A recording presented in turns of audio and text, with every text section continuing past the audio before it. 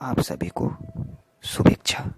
साथियों, आज के इस वीडियो में हम भौतिक शरीर के मृत्यु के बाद की स्थिति पर स्वामी अभेदानंद जी के मत की व्याख्या पर चर्चा करने वाले हैं। आधुनिक युग में मृत्यु उपरांत जीवन और मृत्यु के संबंध में वैज्ञानिक अभिमत के द्वारा प्रेतात्मावाद अथवा जीवात्माओं के अस्तित्व पर शोध करने वाले स्वामी अभेदानंद जी श्री रामकृष्ण परमहंस जी के परम शिष्य एवं स्वामी विवेकानंद जी के गुरु भाई थे। अपने जीवन काल में लंबे समय तक उन्होंने वेद, वेदांतों, गीता आदि ग्रंथों का समूल अध्ययन कर आधुनिक युग के प्रेतात्मावाद से संबंधित, जिसमें उन्होंने वैज्ञानिकता के साथ जीवात्माओं से संपर्क से लेकर जीवात्माओं के आवाहन बैठकों में शामिल होने का प्रत्यक्ष अनुभव लिया है और पारलौकिक जीवन के अस्तित्व का अध्ययन और उस विषय पर विस्तृत रूप से शोध करने वाली अमेरिकी संस्थाओं के साथ उनका संबंध और अमेरिका में उनका प्रवास काल बहुत ही महत्वपूर्ण है। अपने संपूर्ण जीवन में अर्जित किए गए मृत्यु उपरांत जीवन और जीवात्माओं के ज्ञान से संबंधित समस्त शोध कार्य एवं वैज्ञानिक अभिमत के द्वारा सिद्ध की गई प्रेतात्मावाद के सिद्धांत को उन्होंने अपनी पुस्तक लाइफ बियॉन्ड डेथ, हिंदी में यह पुस्तक, इसे आप ग्रंथ भी कह सकते हैं, मृत्यु के पार नाम से सन 1988 में श्री रामकृष्ण वेदांत मठ के द्वारा प्रकाशित हुई है। उसमें पूर्ण विस्तार से किया है। वैज्ञानिक अभिमत के द्वारा पारलौकिक जीवन के ज्ञान से परिपूर्ण यह पुस्तक इस विषय पर रुचि रखने वाले लोगों के लिए एक अनमोल उपहार है। जब आप इस पुस्तक को पढ़ेंगे तो पाएंगे कि इस पुस्तक की भूमिका स्वामी प्रज्ञानंद जी महाराज ने लिखी है, जिसमें उन्होंने बहुत ही सुंदर ढंग से श्रीमद् भगवत गीता का सार स्पष्ट किया है कि मृत्यु तो सिर्फ शरीर की होती है, जिसका जन्म होता है उसकी मृत्यु भी निश्चित है। इस परिवर्तनशील जगत में चैतन्य रूप आत्मा ही अपरिवर्तनीय है, इसलिए हमें यह भौतिक शरीर ही सब कुछ है, ऐसे विचार को त्याग कर यह आत्मा ही शाश्वत है, ऐसी धारणा को हृदय में धारण करना चाहिए। जिस प्रकार भौतिक जगत है उसी प्रकार सूक्ष्म जगत भी है।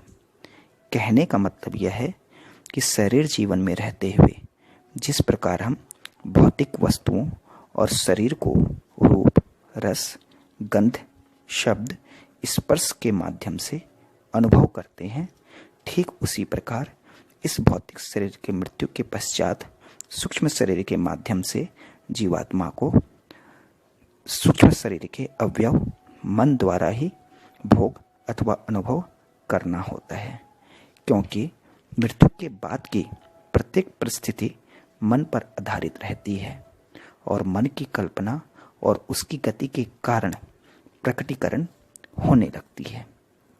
इसे ही मनोराज्य कहा गया है या मनोलोक भी कहा गया है, जहाँ जीवात्माएं मन से ही भोग करती हैं। स्वामी अभेदानंद जी ने रूढ़िवादी विश्वासों से ऊपर उठकर एवं तर्क एवं विज्ञान सम्मत दृष्टिकोण से अमेरिका के बहुत सारे प्रेत तत्व प्रतिष्ठानों एवं सभाओं में प्रेत तत्व, आत्मलोक, जीवात्मा, सूक्ष्म शरीर, प्रेत बैठक एवं प्रेतात्माओं से संपर्क आदि विषयों पर अंग्रेजी में कई व्याख्यान दिए थे।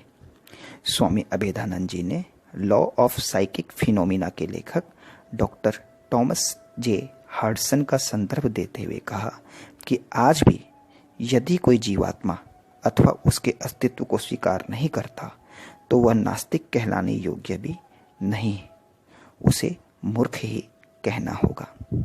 स्वामी अभेदानंद जी का मानना है कि किसी भी फल की आशा किए बिना, कहने का मतलब यह है कि निष्काम कर्म करने वाले एवं शुद्ध और पवित्र जीवन यापन करने वाले मनुष्य मृत्यु उपरांत तुरंत पारगमन कर आत्मलोक में चले जाते हैं।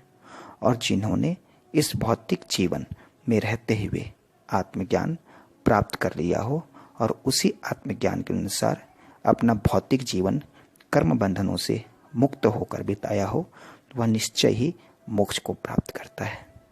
परंतु एक परोपकारी, दयालु एवं धार्मिक प्रवृत्ति का मनुष्य जिसके कुछ कर्म बंधन शेष रह गए हों, वह मृत्यु उपरांत पारगमन करते हुए आत्मलोक में जीवात्मा रूप में अपने स्नेही स्वजनों की जीवात्माओं से मिलन करते हैं और फिर कर्म फलों के अनुसार पुनः भौतिक जगत में पुनर्जन्म लेते रहते हैं। और इस प्रकार का आवागमन निरंतर चलता रहता है।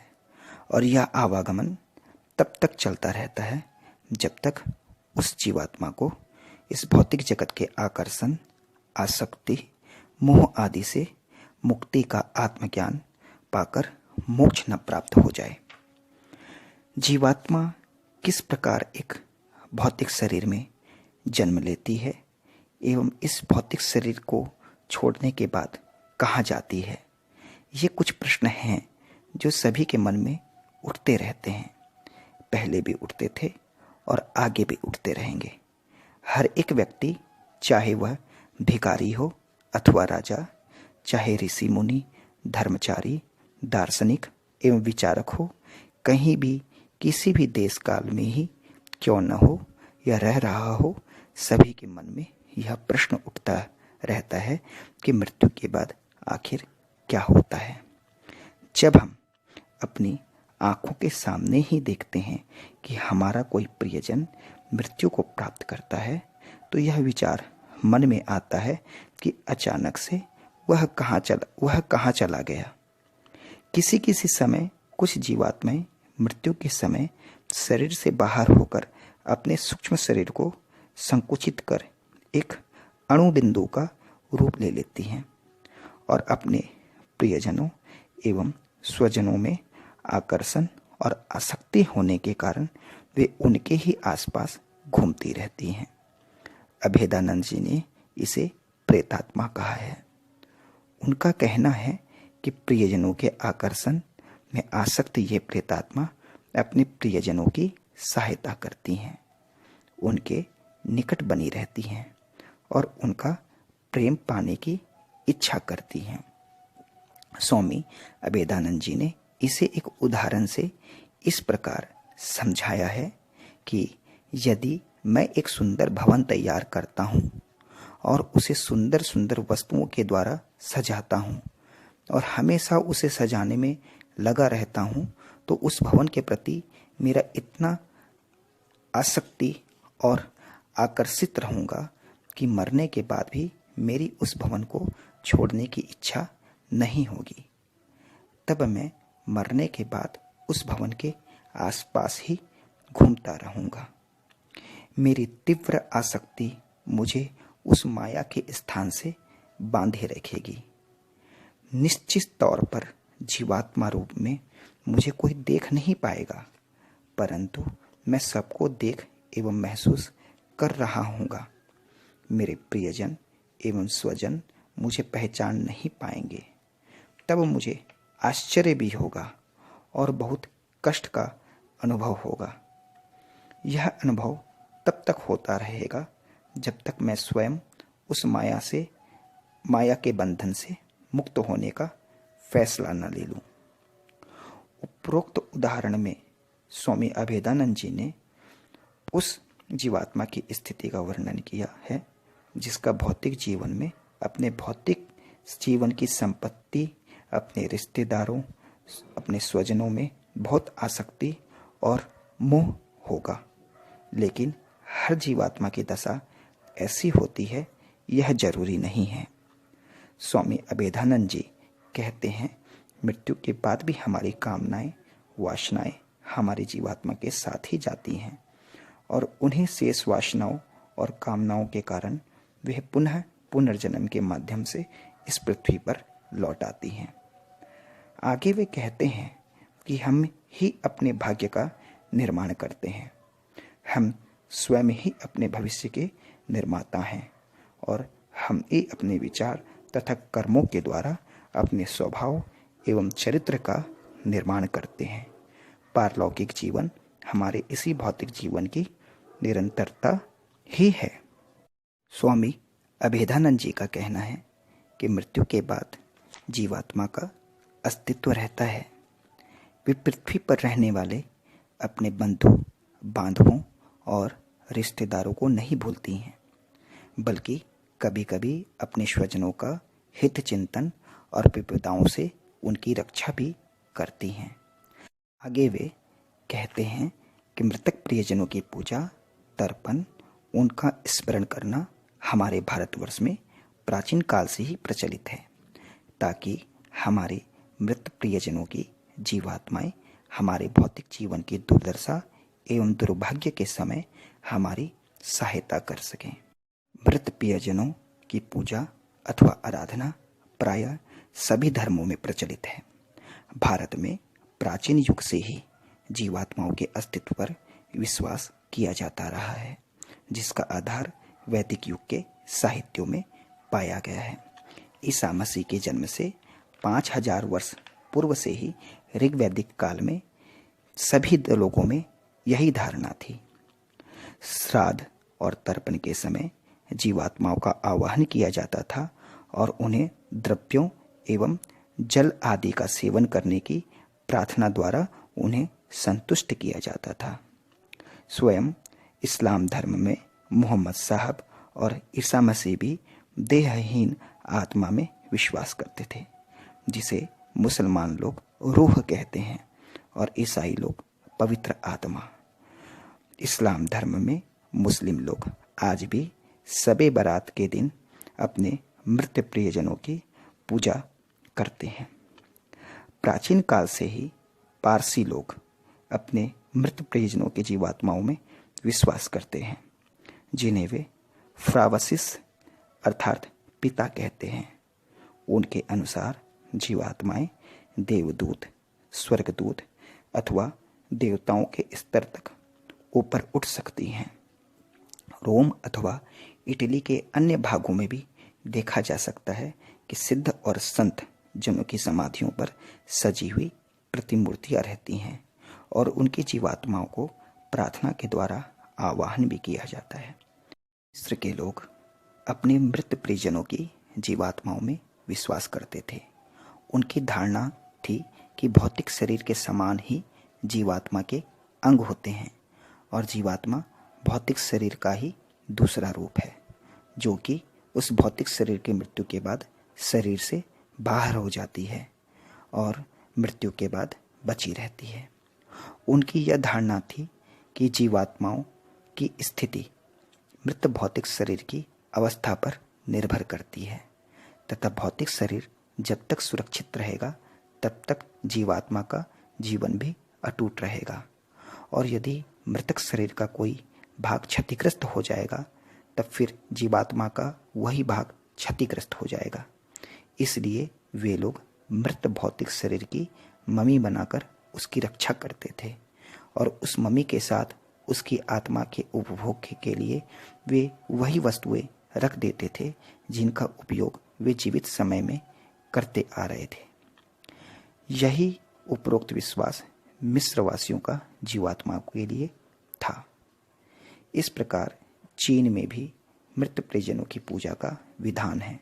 चीनी लोग मृत परिजनों की उपासना इस उद्देश्य से करते हैं कि असमय में उनकी सहायता प्राप्त की जा सके।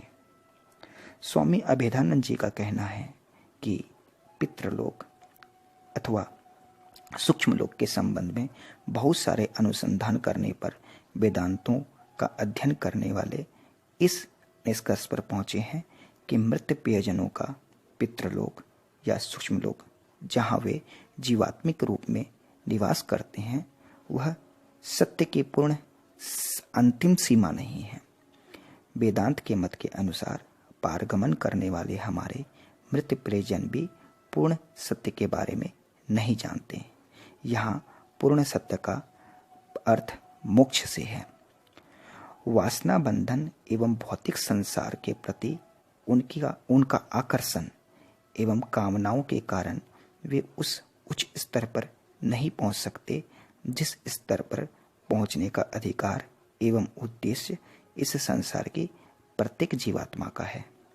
इसलिए कहा जाता है, जीते जी इस भौतिक संसार से जिसका आकर्षण, मोह, ममता और आसक्ति समाप्त हो गई हो, जिन्होंने अंतिम क्षण तक जीवन निरपेक्ष भाव से जिया हो, वही परम मोक्ष का अधिकारी है।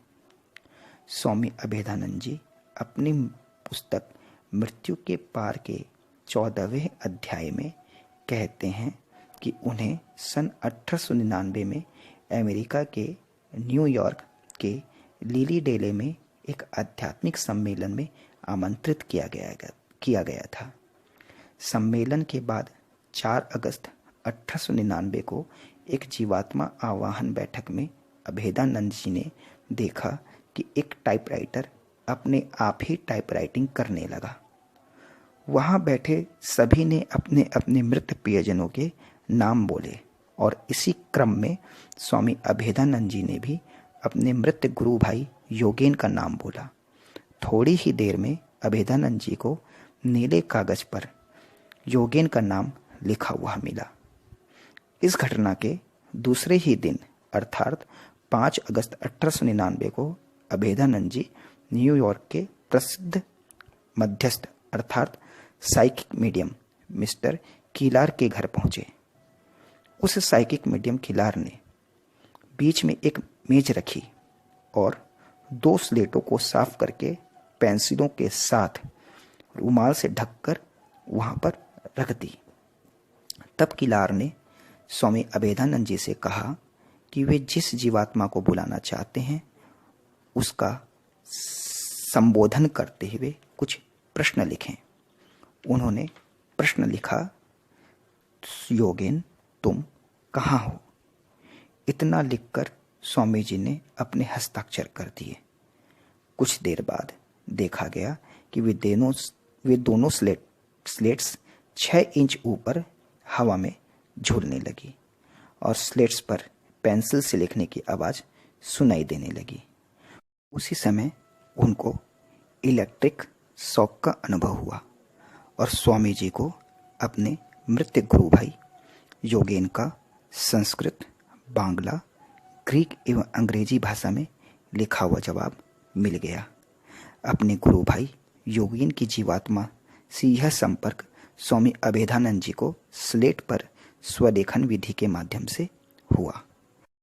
स्वामी अभेदानंद जी का कहना है कि मृत परिजनों की जीवात्माओं को किसी न किसी मध्यस्थ अर्थात मीडियम के द्वारा ही बुलाया जाता है, जिसमें मीडियम की भूमिका बहुत महत्वपूर्ण होती है।